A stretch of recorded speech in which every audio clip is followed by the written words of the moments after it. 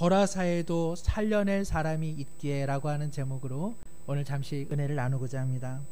거라사라고 하는 땅에 대해서 들어보셨는지요? 오늘 본문의 내용은 갈릴리 호수 맞은편 거라사라고 하는 이방 땅 무덤가에 귀신 들린 한 사람을 고치시는 주님의 이야기입니다. 거라사는 이전에는 유대 사람들의 땅이었습니다. 그런데 예수님 오시기 전 63년경에 로마의 폼페이스 장군이 이 거라사를 유대로부터 독립시켰습니다. 더 나아가 로마는 식민지 사업을 원활하게 하기 위해서 데가볼리라고 하는 10개의 계획 도시를 만들었는데 그중 한 곳이 거라사였습니다. 이런 질문을 할 수 있습니다. 거라사에 왜 우리가 와야 할까? 이 질문은 예수님을 따르던 제자들의 질문입니다. 오늘 본문 앞서 제자들은 간밤에 광풍을 뚫고 갈릴리 호수를 넘어 거라사에 왔기 때문에 그러합니다. 거라사, 이곳은 로마 관할의 지역입니다. 그리고 이 사람은 무덤에 살고 있습니다. 그리고 한마디로 미친 사람입니다. 우리 중 험한 발걸음 옮겨 이런 사람과 이런 장소에 마주하기를 원하는 사람은 아무도 없을 것입니다.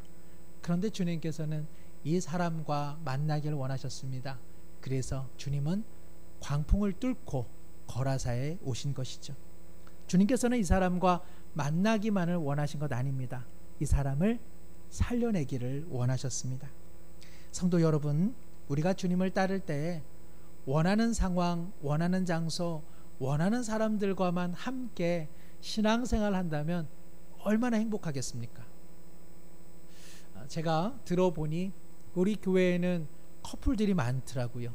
교회에서 신앙생활 하면서 눈이 맞아서 결혼하신 분들이 꽤 많다는 것을 제가 알게 됐습니다. 어젯밤에 곰곰이 생각해 보니까 이분, 저분, 그분, 요분 정말 많은 것을 제가 알게 되었습니다.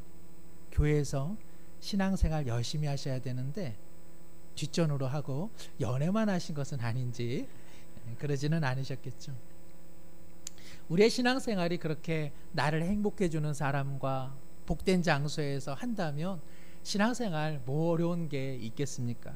그런데요, 주님께서는 얄궂게도 우리가 원치 않는 상황, 우리가 원치 않는 장소, 우리가 원치 않는 사람들 속에 우리를 때때로 몰아내신다는 것을 우리는 잘 알고 있습니다. 어느 성도님의 이야기가 생각이 납니다. 자신이 신앙이 없던 차에 제사를 열심히 지내는 어느 가정에 시집을 갔습니다. 그 집안이 제사에 얼마나 열심을 내는지 밥을 지어 올릴 때도 쌀 중에 온전한 쌀들만 골라서 밥을 지어 조상에게 올려드리더라는 것이죠. 이분이 언젠가 신앙을 갖게 됐습니다. 교회 생활을 하게 됐습니다. 믿음 생활을 하고 보니 뭐가 어렵습니까? 제사 지내는 이 가정이 얼마나 어려웠겠습니까? 그녀의 신앙도 믿음도 누구에게 인정받지 못했습니다. 포기하려던 마음 들었지만 하나님께서 주시는 마음이 있었습니다. 바로 이 가정을 구원하기 위해 하나님께서 나로 하여금 신앙을 갖게 하시고 이곳에 시집 오게 하셨구나. 이 믿음 가지고 살아냈습니다. 결국 시아버님께서 돌아가시기 전에 예수님을 영접하셨습니다. 일이 이렇게 되고 보니 더 이상 제사를 지내지 않고 기독교 추모 예배로 상황은 반전되었습니다. 그리고 남편과 자녀들도 믿음을 갖게 되었다는 것이죠. 사랑하는 성도 여러분, 한 주간 그리고 지금 우리의 삶은 혹여 원하지 않는 상황, 원하지 않는 환경, 원하지 않는 사람들과 마주하면서 생활하고 있지는 않습니까? 그러나 그것은 우연한 일은 아닙니다. 하나님께서 그 누군가를 살리기 위해 그리고 우리를 살리시기 위해 거라사와 같은 그 환경과 사람들 속에 우리를 놓아두셨음을 우리는 믿음으로 고백하게 됩니다. 힘겨운 상황이고 쉽지 않은 상황이지만 그곳에도 주님이 함께 하심으로 치유와 회복의 역사가 일어날 줄로 믿습니다. 오늘 주님께서는 이 거라사의 한 사람을 살려내십니다. 이 사람은 어떤 모습인가요? 오늘 말씀 27절에 보니까는요, 이 사람은 오랫동안 옷을 입지 않았습니다. 그리고 집에서 떠나 있었습니다. 사는 곳이 어딘가 무덤에서 살고 있더라는 것이죠. 이 사람처럼 비참한 사람이 있을까요? 옷을 입지 않고 사람들에게 버림당해 불모와 죽음의 땅인 무덤가에서 사는 사람, 너무나 불행하고 비참한 인생입니다. 제가 고등학교 때 해화동에 살고 있었는데 사실 저희 집 근처에 해화여고가 있었습니다. 그러니까 여기 있는 해화여고가 예전에는 해화동에 있었던 것이죠. 저희 누나가 그 학교를 다녔는데요, 가끔 가다가 교문 앞에 짜자잔 하고 바바리맨이 등장했습니다. 바바리맨이 등장할 때마다 여고생들은 이러면서 다 봤다고 이야기를 하더라고요. 지금이야 웃으면서 이야기를 하지만 참 그 사람의 인생이 참 비참한 인생이었겠구나. 옷을 입지 못한 삶, 결국 자신이 누군가에게 어떻게 비춰지는지, 그리고 자신이라고 하는 자기 정체성을 벗어버린 채로 살아가는 삶이니까 얼마나 불쌍한 삶입니까? 성경에서는요, 옷은 자기 정체성과 관련이 있습니다. 그러므로 옷을 벗었다라고 하는 것은 자기의 본분을, 자기의 정체성을 상실한 것을 의미합니다. 이 사람은 집에 거하지 못했습니다. 친밀한 어떠한 관계도, 그리고 누군가에게도 도움을 받지 못하는 그러한 불쌍한 삶을 살고 있는 것이죠. 그는 어찌 보면 유리와 같은 삶을 산다고 말할 수 있습니다. 유리는 깨어지면 자기를 찌르고 남을 찌릅니다. 이 사람은 유리처럼 파편화된 삶, 그리고 자기 파괴적 삶을 살고 있습니다. 그러니 그가 무덤에 산다는 것은 이해 못할 일이 아닙니다. 이 사람은 살아도 죽은 삶, 그리고 죽은 인생으로 살아가고 있는 것이죠. 왜 이 사람은 이렇게 비참한 삶을 살고 있을까요? 오늘 성경은 귀신 들려서 그렇다고 이야기합니다. 우리는 귀신이라고 하면 어떤 생각이 떠오릅니까?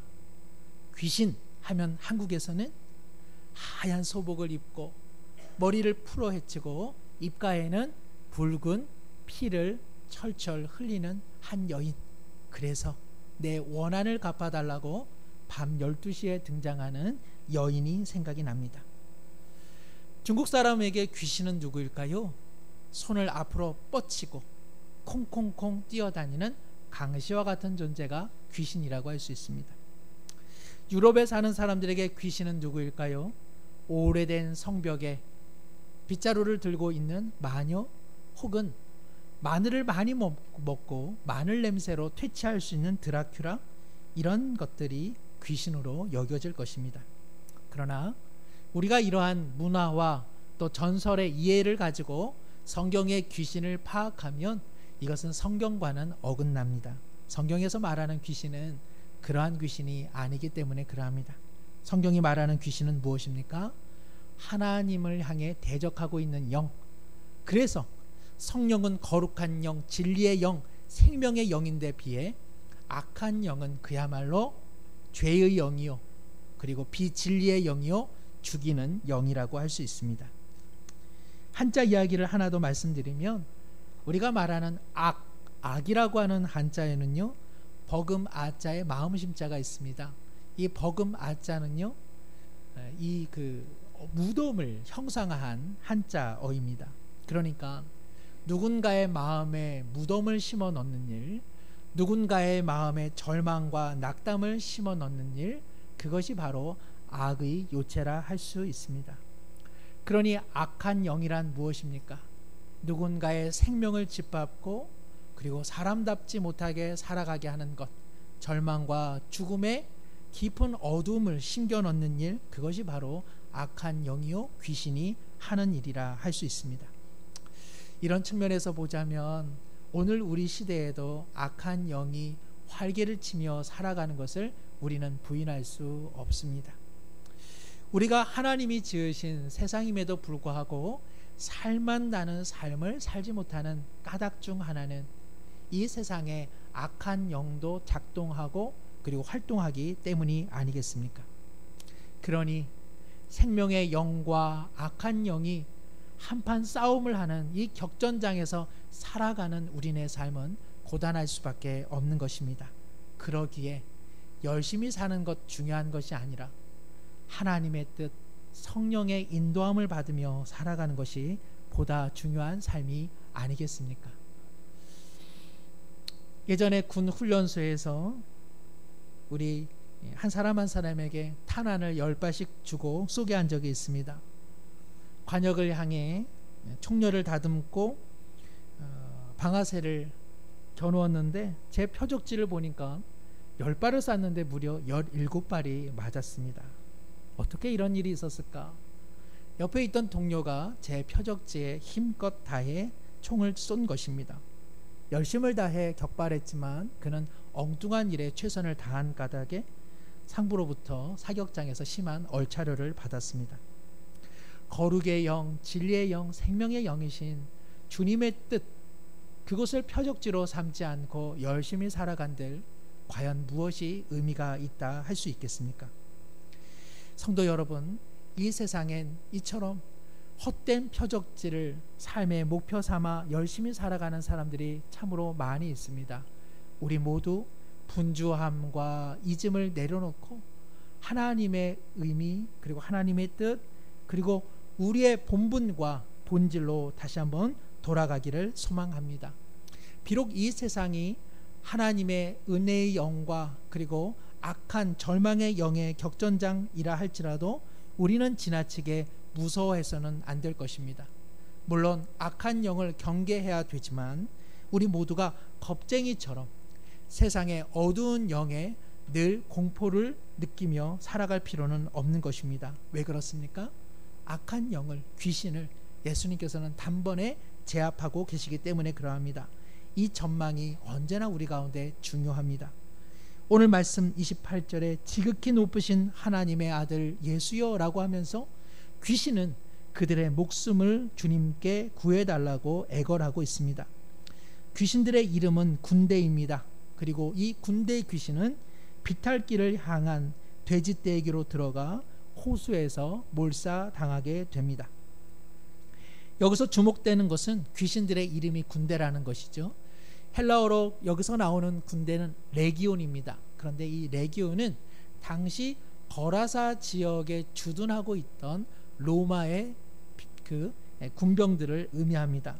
로마의 보병 분대는 통상 6,000명 정도로 구성되어 있습니다. 그러니까 너의 이름이 무엇이냐, 레기온이라고 말할 때 이 귀신이 거라사의 한 사람 속에 참 많이도 들어가 있음을 우리는 확인해 볼 수 있습니다. 군대 귀신이니 얼마나 강력한 영을 그들 가운데 행사하고 있었겠습니까? 그런데 한 분이신 예수님께서는 이 군대 귀신을 일순간에 제압하십니다. 사랑하는 성도 여러분, 우리 한 사람 한 사람은 악한 영과 대면하기에는 너무나 역부족입니다. 그러나 예수님께서 우리의 삶에 함께 하심으로 우리가 능히 이길 수 있음을 고백하게 됩니다. 은혜의 주님께서 악한 영으로부터 우리를 보호하시고 우리에게 새로운 은총의 옷을 날마다 입혀주시는 줄로 믿습니다.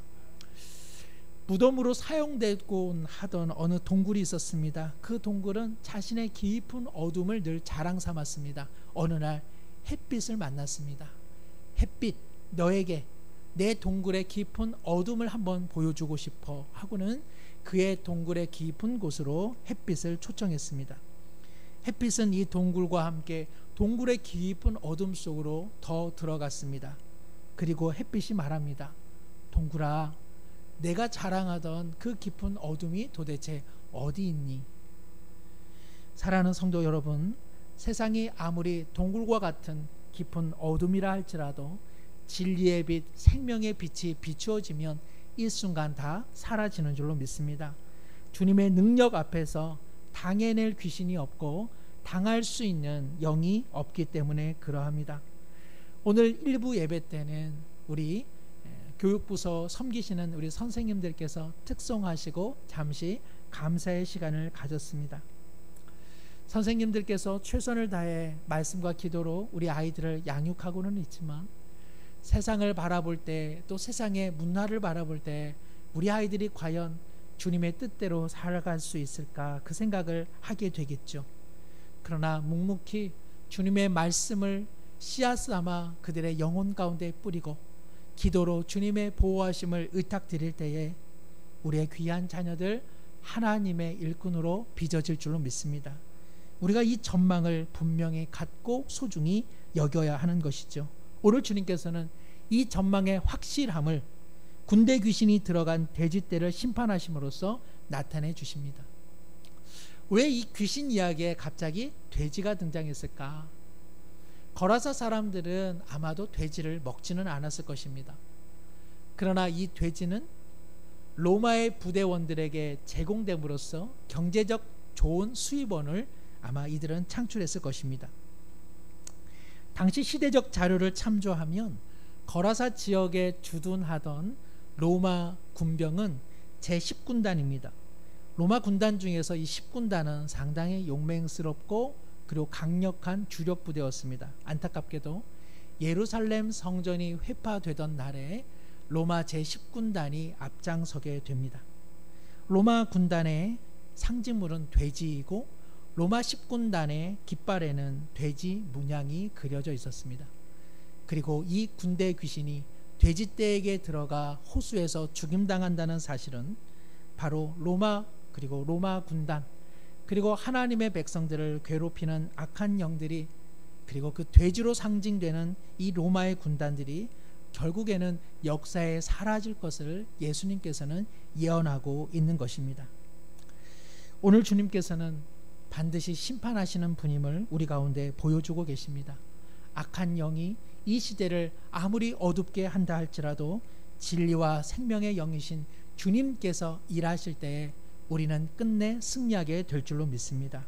승리하는 것뿐만 아니라 치유와 역사가 일어나 오늘 35절에 보니까 이 사람이 온전한 한 사람으로 오늘 주님 앞에 앉아 있습니다. 35절입니다. 사람들이 그 이루어진 일을 보러 나와 예수께 이르러 귀신 나간 사람이 옷을 입고 정신이 온전하여 예수의 발치에 앉아 있는 것을 보고 두려워하거늘. 이 사람이 드디어 정상적인 사람이 되었습니다. 그가 옷을 입었습니다. 그는 더 이상 귀신 들린 사람 아니라 하나님의 은혜의 영으로 충만한 사람이 되었습니다. 그가 옷을 입었으니 그는 자기의 신분을 다시 회복한 것이요, 그의 정신이 온전해졌으니 그는 파괴적인 삶에서 이제는 하나님의 사람으로 복원된 것입니다. 그가 주님의 발치 아래 앉아 있는 것은 그는 주님의 뜻이라면 무엇이든지 순종하겠습니다라고 하는 순종의 사람이 된 것입니다. 그래서 그는 고백합니다. 주님, 갈릴리로 향하는 이 배에 저도 함께 올라타기를 원합니다. 그런데 어쩐 일인지 오늘 본문 39절에 주님께서는 얘야 집으로 돌아가라, 그리고 하나님이 어떻게 너에게 큰일 행하셨는지를 말하라 라고 말씀하고 있습니다. 제자들이 애초에 했던 질문, 주님 왜 우리가 거라사에 있습니까? 바로 그 질문은 오늘 거라사에 치유받은 사람의 목소리이기도 합니다. 주님, 제가 치유받았는데 거라사에 있을 이유가 무엇입니까?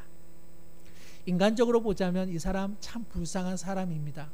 오랫동안 옷을 입지 못하고 집에서 사회에서 격리되었던 사람인데, 무덤에서 살던 사람인데 이 사람 치유받았습니다.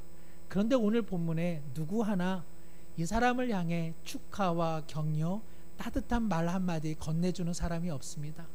그저 경제적 수입원이었던 돼지떼가 몰사당한 것에 대한 흥분과 두려움만 있을 뿐, 한 사람이 온전해진 것에 대한 아무런 기쁨과 감사가 없는 곳, 그곳이 바로 거라사였습니다. 그런데 놀랍게도 이 거라사에 회복된 사람, 무덤가로 돌아가지 않고 오늘 39절에 멋진 승리의 보고를 전하고 있습니다. 오늘 말씀 39절 하반절입니다. 그가 가서 예수께서 자기에게 어떻게 큰 일을 행하셨는지 온 성내에 전파하니라. 주님께서 나를 데리고 가지 않으셨다, 거절감과 낙망으로 그는 시간 보내지 않습니다. 주님의 배가 점점점 작아져 더 이상 보이지 않을 때 주님과 그 제자들을 향해 손을 흔들다 적막하게 홀로 남겨졌을 때 그는 무덤으로 돌아가지 않습니다. 그는 온 성내로 돌아가, 그리고 자기의 가정으로 돌아가 여호와 하나님께서, 주님께서 자기를 어떻게 고치셨는지 모든 사람들에게 전파하였다고 성경은 말씀하고 있습니다. 그의 상황은 하나도 변화되지 않았습니다. 그는 여전히 어렵고 힘겨운 상황, 그리고 자신의 회복을 축복해 주지 않는 낯선 사람들 속에 살아갑니다. 그러나 그는 하나님의 은혜를 증거하는 사람의 사명을 감당하고 있습니다. 찬송가 442장이 어떠한 찬송인지 혹시 아시는지요? 제목은 모르셔도 다 아실 것입니다. 저 장미꽃 위에 있을, 우리가 얼마나 소중히 여기는 찬송가입니다. 아담 가이벨이라고 하는 사람이 있었습니다. 그는 어릴 적에 시력을 잃어 그는 평생 앞을 보지 못했습니다. 그러나 아름다운 믿음의 가정을 이루었습니다. 외동딸이 있었습니다. 때가 되매 귀한 믿음의 사위를 맞아들일 수 있는 복을 누리게 됐습니다. 한창 달콤한 신혼의 꿈을 꾸는 외동딸의 가정에 청천벽력과 같은 소식이 들려왔습니다. 사랑하는 사위, 사랑하는 남편이 제철 회사에서 근무하던 중 폭발 사고로 인해 삶을 마치게 되었다는 소식이었습니다. 아담 가이벨은 신실한 삶을 살려고 노력했던 자신, 그리고 딸, 그리고 믿음의 귀한 남편, 사위, 이를 잃었으니 하나님을 원망할 수밖에 없었습니다. 장례식을 마친 이후에 그의 친구 찰스 마일즈에게 다가가 하나님께서 왜 이러한 일을 일어나게 하시는지 그 처참한 마음을 고백합니다. 이에 찰스 마일즈는 친구를 향해 위로의 시 한 편, 위로의 내용을 적어줍니다. 그것이 바로 저 장미꽃 위에 있을의 내용의 전부입니다. 찰스 마일즈는 이 불행한 상황을 경험하고 있는 친구를 향해 부활하신 그리스도를 만난 마리아의 모습을 회상하면서 이 노래를 짓게 됩니다. 부활하신 그리스도, 다시 일어나신 그리스도를 만나 마리아는 기쁨과 감사를 흥분 상태에서 누릴 때에 주님께서는 다시 돌아가서 제자들에게 부활의 소식을 알리라고 이야기하죠. 그 내용을 배경 삼아 1절의 내용이 이러합니다.